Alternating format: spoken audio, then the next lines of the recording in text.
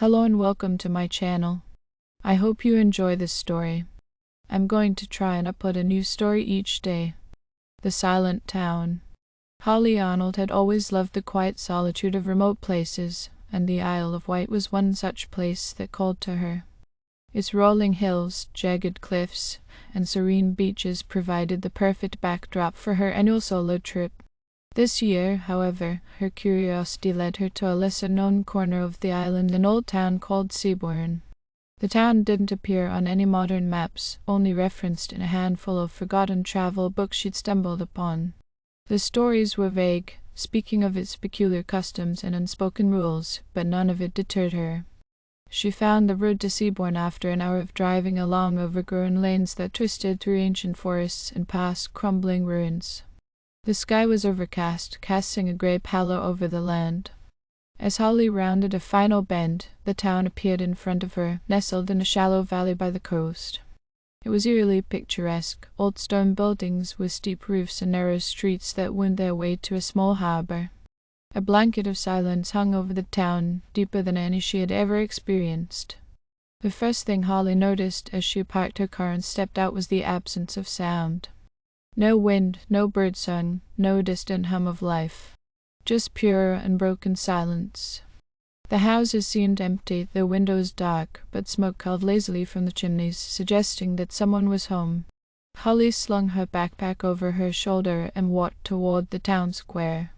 As she entered, she noticed a few figures moving about. At first, she thought they were tourists like her, but as she got closer, she realized something was off. The people moved quietly, their feet barely making a sound on the cobblestone streets. There was no chatter, no greetings exchanged. They glanced at Holly as she approached, their eyes full of an unspoken warning. She waved at a middle-aged woman standing outside what looked like a small grocery store, but the woman quickly averted her eyes and stepped inside without a word. Holly's brow furrowed. It was strange, but she figured this was just a reserved town. She shrugged and continued exploring. As the hours passed, Holly grew more uneasy. No one spoke. No children laughed, no adults conversed. Even the clanging of the blacksmith's hammer was dull, muted as if the very air smothered the sound.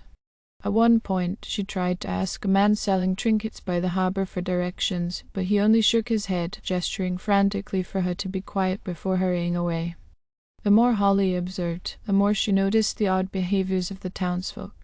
They moved in pairs or small groups but communicated solely through gestures, quick, sharp movements of their hands, a pointed look, a raised brow. It was as though they were all in on some secret, one she wasn't meant to understand. By the time evening fell, Holly had grown frustrated. Her phone had no signal, and the town's only inn had no front desk attendant. There were no signs of modern technology anywhere, no televisions, radios, or even electric lights. She found a room prepared for her, but no one to check her in or answer her growing list of questions. What was this place? Why was everyone silent?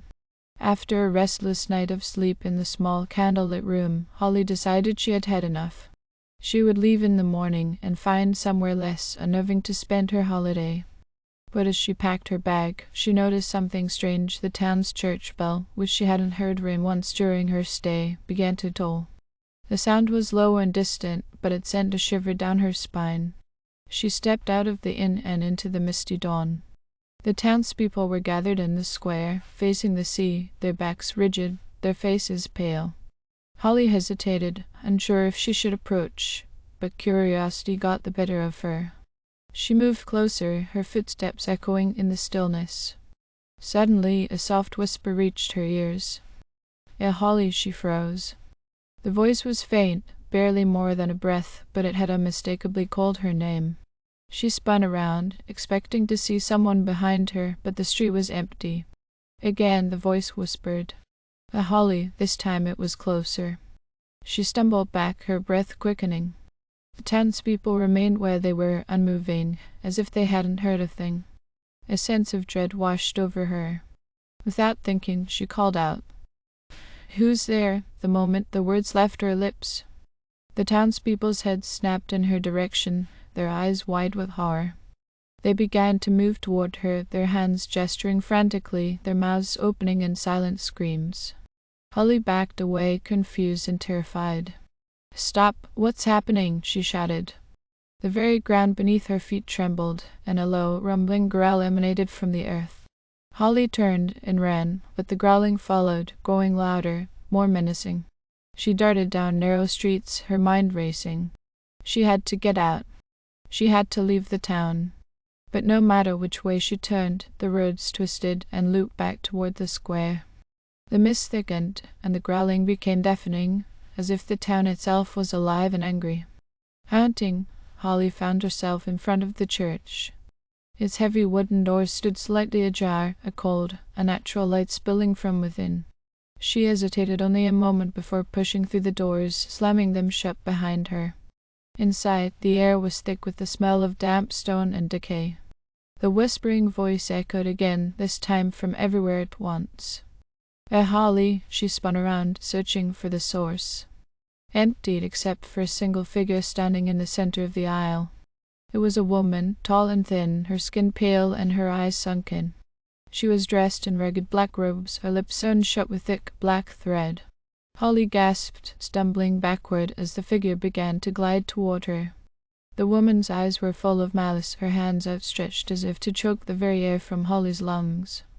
Then the whispers intensified, swirling around Holly in a cacophony of voices, angry, desperate, pleading. Silence, or suffer. The woman's presence seemed to amplify the voices, feeding on the fear that pulsed through Holly's veins. As the figure drew closer, Holly's knees buckled. She tried to scream, but her voice caught in her throat, her mind racing with the realization speaking was the trigger. The town wasn't silent by choice. It was a prison, bound by an ancient curse, a curse that punished anyone who dared to break the silence. Holly's breath came in short, ragged gasps as the woman's cold fingers brushed against her skin. Her body stiffened, paralyzed by fear. The whispers became a roar in her mind, tearing through her thoughts. But then, as her vision began to blur, a single word pushed its way through the chaos in her head: run. With a burst of adrenaline, Holly shoved the figure away, sprinting toward the back of the church. She stumbled through a side door, her legs barely supporting her weight as she fled into the misty streets. The town had become a maze, the buildings twisting and warping, but she didn't stop. She couldn't stop. The growling returned, louder than before, echoing from the ground, the walls, the very sky above. The force, the malevolent entity that had been awakened by her voice, was coming. Finally, Holly saw it, her car. She fumbled with the keys, her hands trembling violently. Just as the rumbling reached a fever pitch, she flung the door open, jumped inside, and slammed the gas. The tires screeched, the car lurched forward, and she sped down the road, not daring to look back. As Holly tore away from the town, the silence returned. The growling ceased, and the mist lifted, leaving nothing but the quiet, empty countryside in her rearview mirror. She didn't stop driving until she reached the ferry terminal. The island, once a peaceful escape, had become a nightmare she could never forget. But even as she waited for the ferry, a single thought gnawed at the back of her mind. The whisper was still there, faint and distant, but undeniably present. Holly, silence, or suffer, and she realized with a cold dread settling in her chest. Holly leaned against the railing of the ferry, the salty sea air whipping her hair around her face. The Isle of Wight was slowly shrinking into the distance, the cliffs and forests blending into a misty silhouette.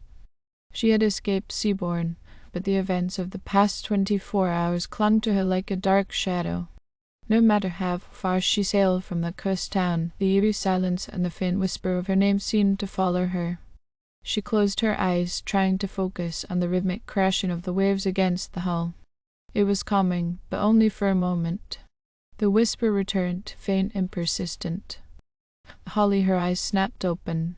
She scanned the deck, but the other passengers seemed oblivious. A group of tourists laughed by the bar. A couple with their young child stood near the bow, pointing out at the horizon.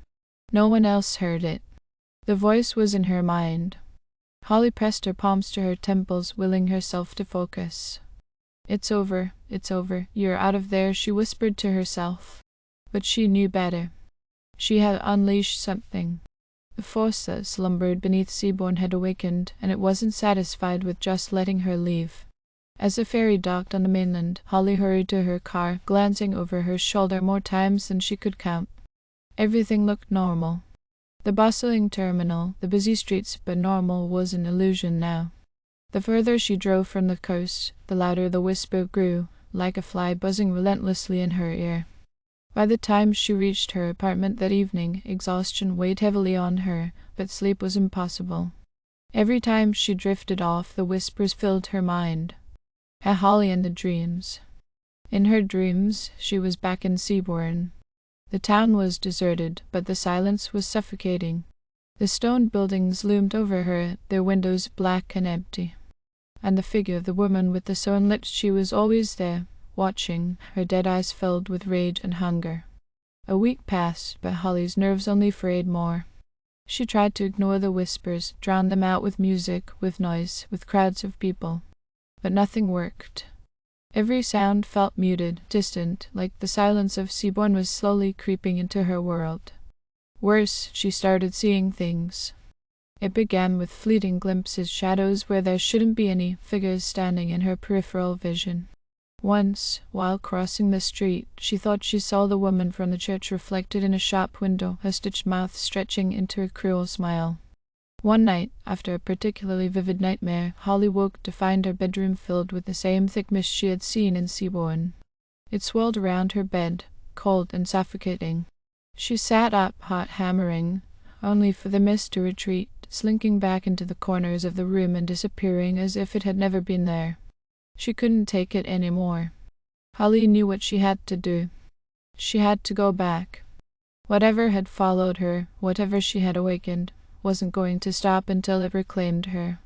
The following morning, she packed a small bag with essentials and drove back to the Isle of Wight. She hadn't told anyone where she was going. She doubted they would believe her anyway. As the familiar sights of the island came into view, the weight of her decision settled heavily on her shoulders. This time, she knew she might not come back. The road to Seaborn seemed even more desolate than before. The trees twisted and gnarled, their branches hanging low like skeletal hands. Holly parked just outside the town limits, a sinking feeling in her gut worsening with each step she took toward the silent streets. It was as if the town had been waiting for her. The moment her foot crossed the threshold into Seaborn, the whispers stopped. The air felt heavy, oppressive, the silence deep and consuming. The townspeople were nowhere to be seen, the streets as empty as the nightmares she'd been haunted by. Holly knew where she had to go, the church. The place where it had all begun. The wooden doors stood open this time, inviting her into the gloom. Inside, the cold was palpable, chilling her to the bone. Candles flickered on the altar, casting eerie shadows on the stone walls, and there, in the middle of the aisle, stood the woman once again. The same hollow eyes. The same black thread sewn into her mouth. But now, something was different. The woman seemed stronger, her form more solid, more real. The whispers began again, but they weren't calling Holly's name anymore. They were words, jumbled and incoherent, like 1,000 voices trying to speak at once. Holly took a step forward, her throat dry. "What do you want?" she asked. The woman's head tilted, and for the first time, her lips parted. The black thread snapped, unraveling slowly, and from her mouth spilled a torrent of darkness, thick, oily, and filled with the anguished cries of those who had broken the silence before her. Holly stumbled back, but the door slammed shut behind her with a thunderous crash. The force that had been awakened, the malevolent entity that fed on sound, on voices, was all around her now, swelling in the air, pressing against her skin. It wasn't just the woman. It was the town itself. It was the land beneath her feet, the sky above her. It was everything, and it wanted her voice. It wanted her soul. And no, Holly whispered. I won't speak." The darkness surged forward, engulfing her in cold. But within that silence, Holly heard something else, a voice, faint and distant, yet familiar. It was her own voice. Silent, Vorsafer. The force wasn't just bound to Seaborn, it was bound to anyone who spoke in its presence. Holly had triggered it, and now it would never stop. The only way to survive was to remain silent, but even then it would linger, watching, waiting for her to slip. As the darkness closed in around her, Holly fell to her knees, her breath shallow. The whispers grew louder, more insistent, but she forced her lips together, refusing to give in. And then, as quickly as it had come, the force withdrew, retreating back into the shadows. The church grew still. The candles flickered out, and the oppressive weight lifted from the air. Holly stood shakily, her heart still racing. She had survived for now. But as she walked back through the silent streets of Seabourn, the truth settled over her like a shroud. There would be no escape. No matter where she went, the force would follow. Every word she spoke, every sound she made, would draw it closer. And one day, in a moment of weakness, she would slip, and it would claim her. Holly left Seabourn in silence, knowing that from now on, silence was the only thing keeping her alive. But how long could she stay silent? The whispers would always be there, waiting for the moment she couldn't resist anymore. And then the town of Seabourn would have her forever. Thank you for listening. I hope you enjoyed this story. Please don't forget to like, and even better, like and subscribe. Thank you very much, and I hope you have had or have a great day.